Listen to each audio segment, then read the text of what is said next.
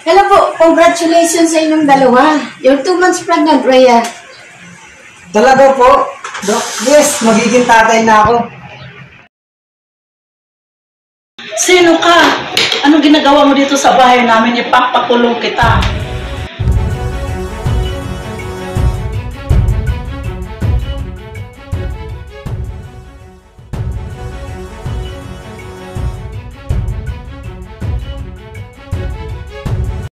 Well, nakakapagod. Makagarayan na nga muna.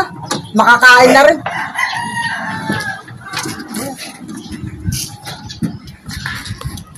Ay, sorry, Ay, miss. kuya, samin ka naman sa dinadaanan mo. Sorry, miss. Hindi ko kaya natin na dumaan. Tuloy na ako.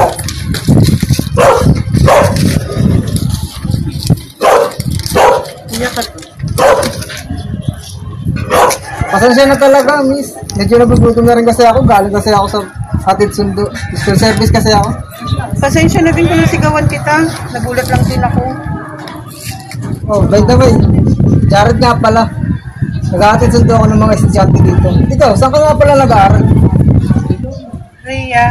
Ako nga pala si Rhea Leiva. Graduating student ako sa PUP Engineering student. Nice to meet you. Salamat na pala sa pagdampot ng mga gamit ko. Wala yun. Ako nga nahihiya sa'yo eh. Kasi nabangga kita eh. Sorry nga ulit ah. Wala yun. Next time, tingin-tingin din sa daan. Ikaw din, baka matisod ka. Okay lang yun. Kung sa'yo lang din naman ako matitisod. Naku, kuya, ang corny mo ha. Sige lang, mauna na ako. Strict ang parents ko. Baka magtaka sila, late na ako nakauwi.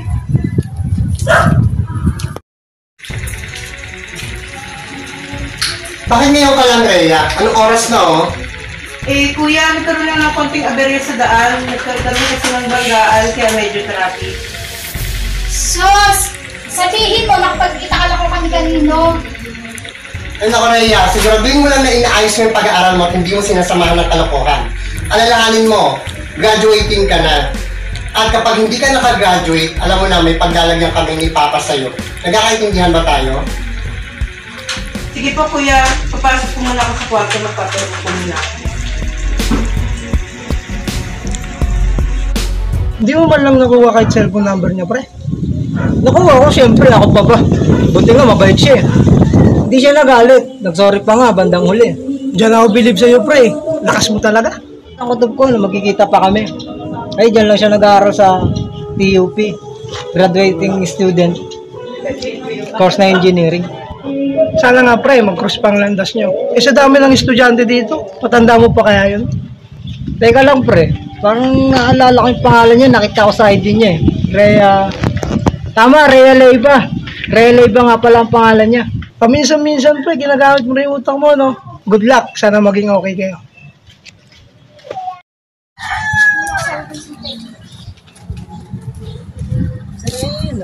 Rhea! Rhea! Oh, kuya, ano ate? Kasi yan. Sabi ka na nga pa, ikaw yung nakita kong dumaan eh. Kumusta ka na pala? Lagi kitang inaantay. Buti na lang nakita kita ulit. Ha? Bakit mo naman ako inaantay? May atraso po ba ako sa'yo? Wala naman. Ang totoo niyan, gusto ko sanang yayain kitang kumain sa labas pag may time ka. Pwede naman, pero sa isang kondisyon, libre mo. Sus, yun lang pala eh. Kahit di mo sabihin, ako naman talaga ang taya. Tsaka teka, huwag mo akong matawag na kuya. Kasi last makatanda eh. Jared na lang. Okay, as you wish, Jared. Bukas ng lunchtime, sagot ko na lunch mo. Wow, ang bilis ha. Okay, sige na nga, para makalibre na rin ako ng lunch bukas. Cheers! Pwede mo pong ma-share yung phone number mo para matawagan na lang kita. Sige, pero minsan hindi ko masasagot yung tawag mo. Madalas kasi tulog ako or nagpapahinga. Pero kung magte-text ka naman, mababasa ko naman yun. Naintindihan ko naman. Hindi naman ako tatawag ng alanganing oras. Tsaka alam ko rin na kailangan mo magpahinga. Okay, sige. Ito yung number ko.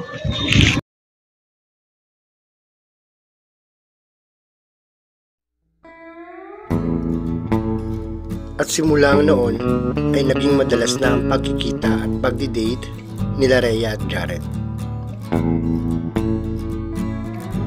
Sa madaling salita, niligawan na siya ni Jared at pumayag naman si Rhea na ligawan siya nito.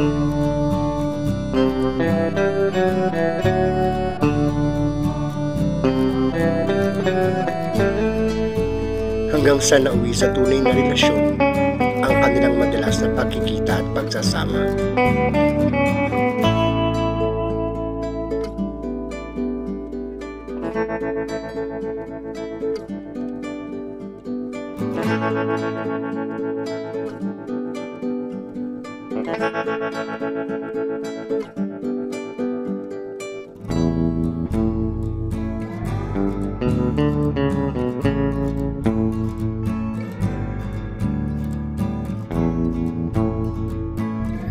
At nagbunga ang kanilang pagmamahalan sa hindi nila inaasahang pagkakataon.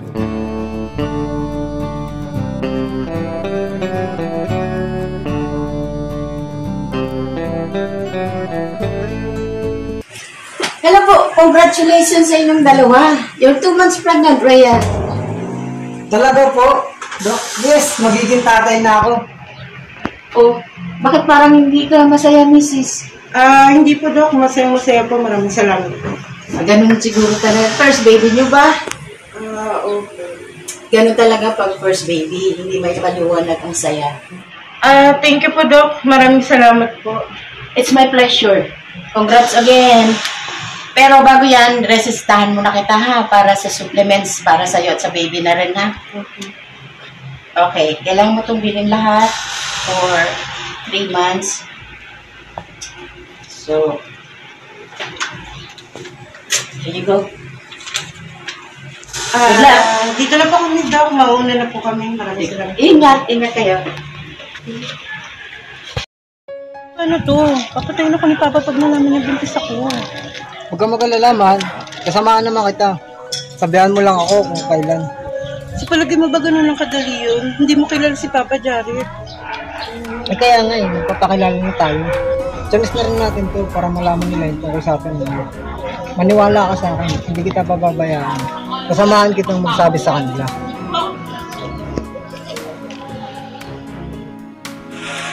Naibang ka na ba, Rhea? Gagraduate ka na in 2 months. Anong kalokohan to? Diyos ko naman ate! Sa dinami-dami lalaki sa universe, bakit dyan pa? Mukha mo hindi ka kayang buhayin yan. Asa ka pa? Pa! Kuya! Nag-graduate pa rin naman ako kahit magka-relasyon kami ni Jared.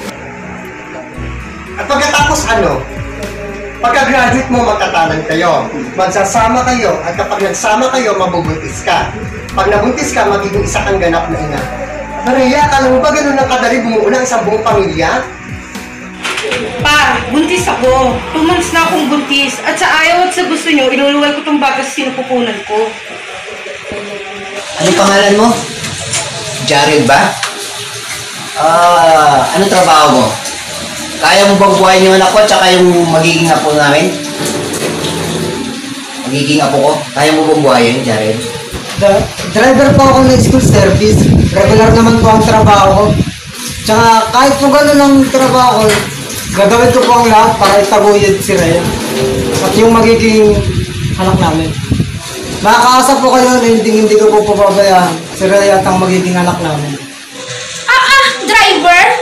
Aba, Ate Rhea, nalilin lang kaya ito sa sinasabi ng mga driver eh. Sa mga motto nila, na basta driver, sweet lover. Pwede ba? Okay. Mapayag na kami. Ano pa man nagagawa ko at namin na nandyan na yan. Mapayag na kami. Mapayag na ako. Sige, magpakasaya ko yung ngayon. Pero pa, Ops! Wala nang pero. Bunan yung decision ko. Sige. Magpakasaya kayo, Ben. Ha? pa, ba't pinayagin mo na rin yung kahibangan ng dalawa na yun? Sa palagay mo ba, papayag ako na mga pangasawa si Rhea nung driver na yun? Never. Hindi ako papayag kahit anong mangyari. Ano ibig sabihin mo, pa? Ano ibig sabihin? Makagraduate na Rhea. Madaling natin siya sa Amerika. Kung na siya mga anak, doon na rin siya titira kasi nakakaya pag naraman ng mga kapitbahay natin dito. Nakakaya ang pamilya natin. Intindihan mo ba? Sinabi ko lang yun para matapos nila sa akin. Okay?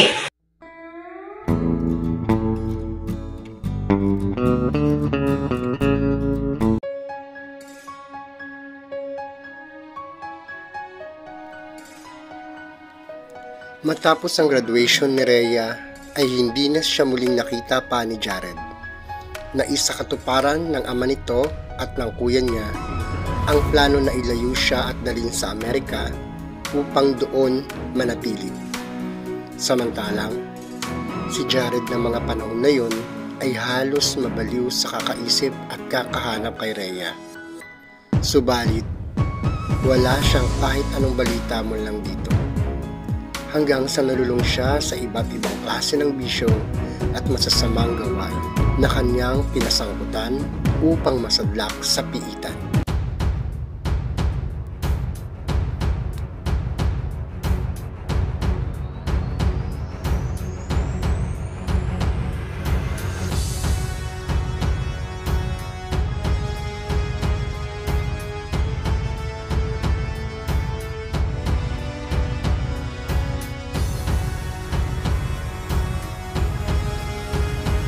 Sino ka? Anong ginagawa mo dito sa bahay namin? Ipapakulong kita. Apo! Apo! Ano po yun? Ay, ma'am, may tatanong lang po ako. Ano po yun? Dito pa po ba nakatira sila yung Rhea Leyva? Yung totoong pangalan po niya? Ay, matagal lang.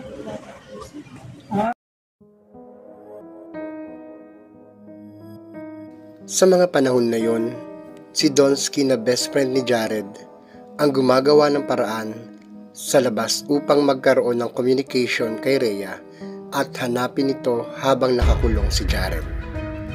Hanggang sa isang araw, nalaman ni Donsky na nakabalik na ulit ng Pilipinas si Rhea kasama ng anak nito ni Jared. Nabalitaan din niya na namatay na ang papa at kuya ni Rhea dun sa Amerika dahil sa car accident na pareho at sabay nitong ikinasawi. Subalit ang mga impormasyon na iyon ay inilihim ni Donsky kay Jared. Samantalang, si Jared naman ay nanatili sa piitan at napatawan ng 10 taon na pagkakabilanggo.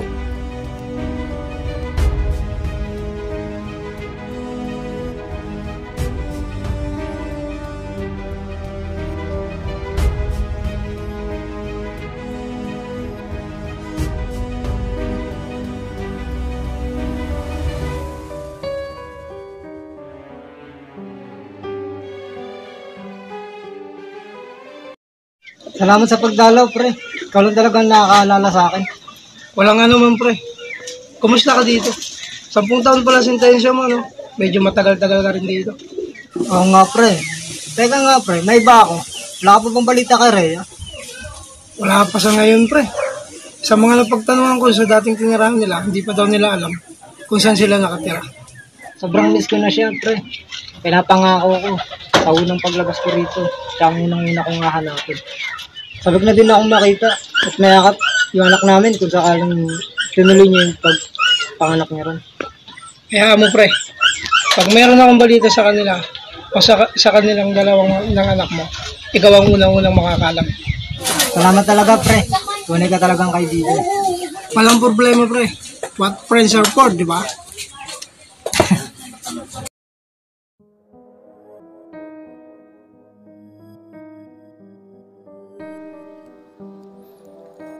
At matapos nga ang 10 taon na pamamalagi ni Jared sa bilangguan, sa wakas ay nakalaya na siya.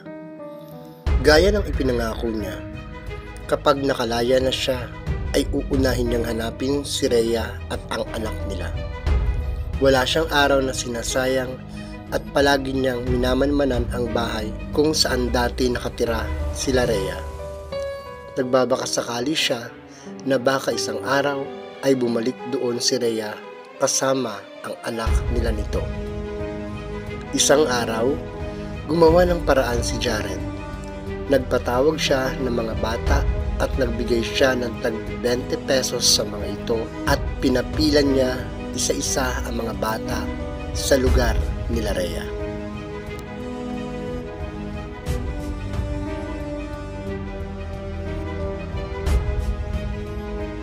Ano pangalan mo, Ineng? Princess po.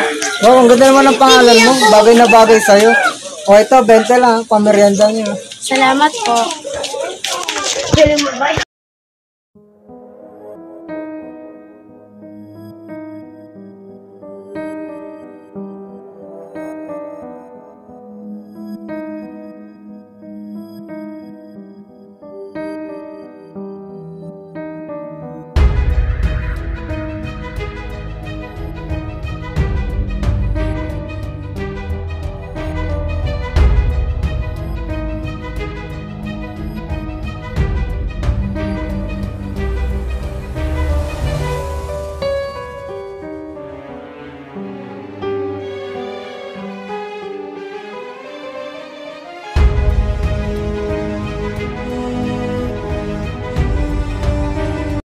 Pre, may bago akong nakilalang batang babae.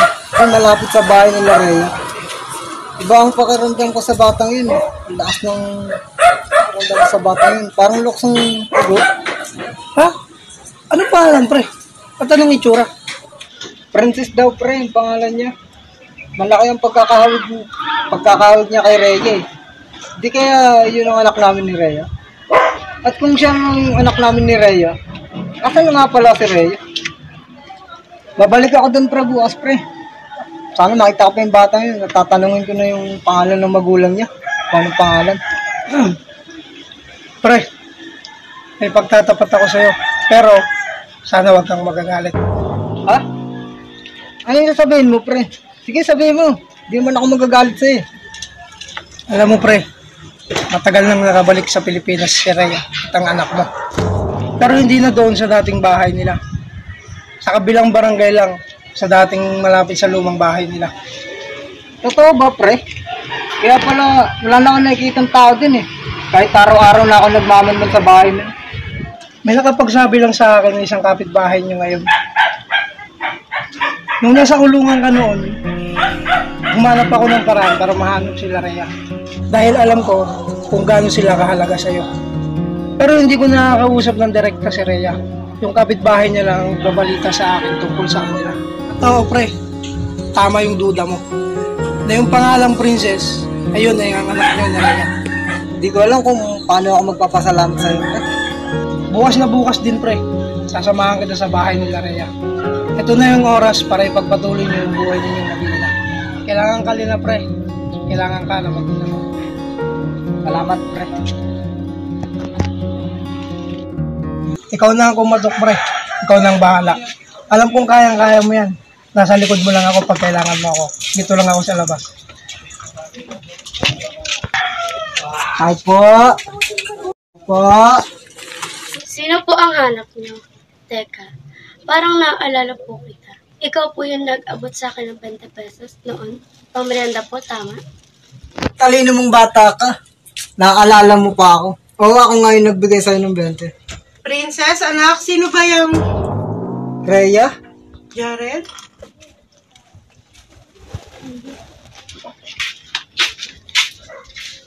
Totoo nga, na nakabalik ka na. Totoo nga, na nandito na kayo ni... Oo, Jared. Anak mo siya. Anak mo si Princess. Tinuloy ko siyang ipanganak sa Amerika. Pagkatapos ng graduation ko noon, at sa pilitan nila akong dinala sa Amerika at doon ako nanganak. Wala akong nagawa noon kundi sumunod na lang sa mga gusto nila, kuya at papa. Patawarin mo ako, Jared. Hindi ko nagawang ipaglaban yung pagmamahalan natin noon. Tama na, Rhea. Tapos na ang pagsubok sa atin. Ang mahalaga, nandito na kayo at ng anak natin. At malaya na tayo makapagsimula ulit. Magsasama tayo bilang isang buong pamilya. Yun ay kung nais mo pa akong makasama.